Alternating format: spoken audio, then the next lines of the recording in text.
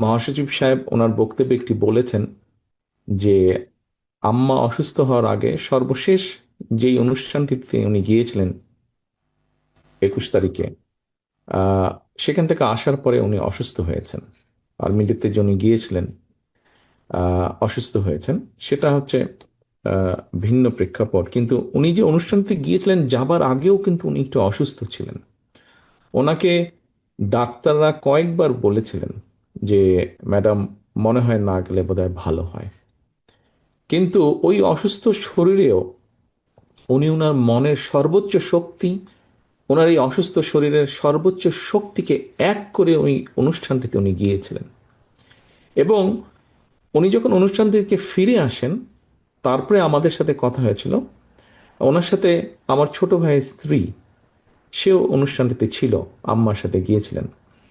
আহ, ওর কাছে যেটা শুনেছি, ও যখন কথা প্রসঙ্গে আমরা যখন রাতে গল্প করছিলাম সবাই, এরকম জুমে আমরা যখন কথা বলছিলাম, তখন আমার ছোট ভাই স্ত্রী স্মৃতি বলছিল যে আম্মা অনুষ্ঠানে যাওয়ার সময়, মানে যতক্ষণ উনি ওখানে ছিলেন এবং উনি ফিরে আসার পরে, আহ, মানসিকভাবে উনি এতটা বুস্ট আপ ছিলেন, মানে ওনার মনেই হচ্ছিল না যে উনি অসুস্থ একজন মানুষ।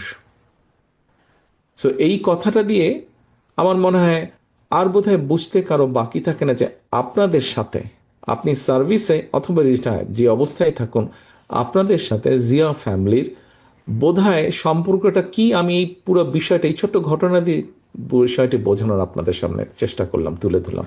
এবং আমি বিশ্বাস করি এবং আমি বিশ্বাস করি যে এই ঘটনার মাধ্যমে আপনারা বুঝতে পেরেছেন, যারা এই ঘরে আছেন, যারা আপনাদের থেকে শুনবেন, অথবা অনলাইনে যারা দেখছেন, সবাই বোধহয় বিষয়টি বুঝতে পারবেন উনি কতটা, আহ, মানে ওনার মনটা কোন জায়গায়, মনটা কোথায় ওনার আছে, উনি কিভাবে দেখেন পুরো ডিফেন্সকে, বাংলাদেশের, সেটি আর্মি হোক, নেভি হোক, এয়ারফোর্স হোক, পুরো ডিফেন্সটাকে উনি কিভাবে দেখেন। একদিন এটারই পার্ট ছিলেন উনি।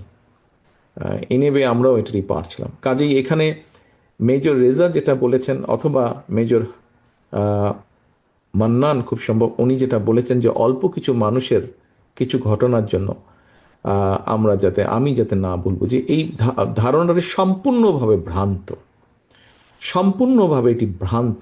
আমার মনের মধ্যে এরকম কিছুই নেই, আমার মনের মধ্যে এরকম কিছুই নেই। কাজে এইটি এটি দয়া করে আপনারা ভুল বুঝবেন না। আহ, শামসুজ্জামান সাহেব, লেফটেন্যান্ট কর্নেল শামসুজ্জামান সাহেব একটি কথা বলেছেন যে বিগত স্বৈরাচারের সময় যে রিক্রুটমেন্টগুলো হয়েছিল, সেখানে একটা বিএনপি, শহীদ জিয়া, খালেদা জিয়া সম্পর্কে নেগেটিভ পারসেপশন বা ন্যারেটিভ দেওয়ার চেষ্টা করা হয়েছিল।